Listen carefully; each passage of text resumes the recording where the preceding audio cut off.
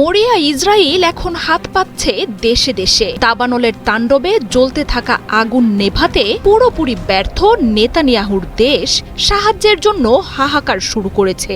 মার্কিন অস্ত্রে নিরীহ ফিলিস্তিনিদের উপর বড়াই চালানো নেতানিয়াহুর দেশটি যে প্রকৃতির কাছে কতটা অসহায় তার প্রকৃত রূপ বের হয়ে আসছে। গাজায় নরক নামিয়ে আনার হুঁশিয়ারির বিপরীতে এখন সৃষ্টিকর্তা যেন ইসরায়েলের জন্যই খুলে দিলেন নরকের দরজা। ফিলিস্তিনে ইসরায়েলি বাহিনীর হামলা আর বিস্ফোরণ দেখে অ্যালকোহল পান করা ইসরায়েলিরা এখন প্রাণ বাঁচাতে দিকবিদিক পালাচ্ছে। আগুন নেভাতে ব্যর্থ ইসরায়েল আন্তর্জাতিক সাহায্যের জন্য হাহাকার শুরু করেছে। মিত্র দেশগুলোর কাছে আকুতি জানাচ্ছে আগুন নেভাতে সাহায্য করতে। Netanyahu Argentina, Britain, France, Italy, স্পেনের মতো দেশগুলোর কাছে আর্তি জানাচ্ছেন সাহায্য পাঠানোর। নিরস্ত্র ফিলিস্তিনিদের ধ্বংসের জন্য কোটি কোটি ডলার ব্যয় করা নেতানিয়াহু নিজ নাগরিকদের ব্যর্থ। আর সরকারের এমন অবস্থা দেখে ক্ষোভে ফুঁসছে গোটা ইসরায়েল।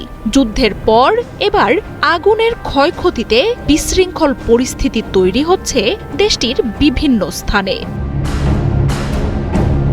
2 বছরের যুদ্ধে ছিন্ন বিচ্ছিন্ন গাজা অঞ্চলটিকে দখলে নিতে চারপাশ ঘিরে আক্রমণ চালাচ্ছে ইসরায়েলি বাহিনী। মাটির সাথে মিশিয়ে দেয়া হয়েছে রাফাকে। মুসলিমদের পবিত্র এই ভূমিকে আমোদ প্রমোদের নগরীতে পরিণত করতে নেতানিয়াহুর সাথে পরিকল্পনা চূড়ান্ত করেন ট্রাম্প। গাজা থেকে মুসলিমদের উচ্ছেদ করতে অঞ্চলটিতে নরক নামিয়ে আনার হুঁশিয়ারিও দেন তিনি।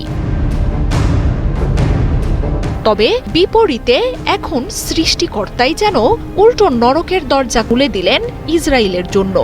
ইস্তাওল ফরেস্টের লাগা আগুন এখন ছড়িয়ে পড়েছে গোটা অঞ্চলটিতে। দাউ দাউ করে জ্বলা আগুনে পুড়ছে নেভে শ্যালোম, মেভহরন, বেকোয়া, তাওজ, মেসিলাত জিওনের মতো দখলদার এলাকাগুলো। মেমোরিয়াল ডের ছুটি কাটাতে যখন পুরো ইসরায়েল প্রস্তুত, তখনই আকস্মিক এই আগুনে এখন দেশ জুড়ে নেমেছে বিপর্যয়।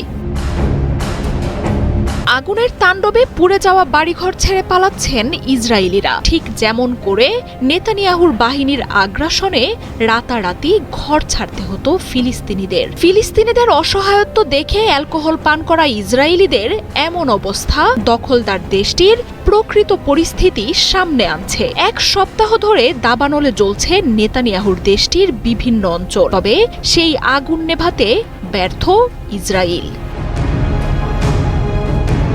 দাবানল নেভাতে নেতানিয়াহু মাঠে নামিয়েছে সামরিক বাহিনীকেও। সামরিক বাহিনীর বিমানকেও মোতায়েন করা হয়েছে আগুন নেভাতে। তবে নেতানিয়াহুর আগ্রাসী এই বাহিনীকে মারিয়ে দিয়েই নিয়ন্ত্রণহীনভাবে এগিয়ে চলেছে আগুন, পুড়িয়ে দিচ্ছে নিজের গতিপথের সবকিছুকে।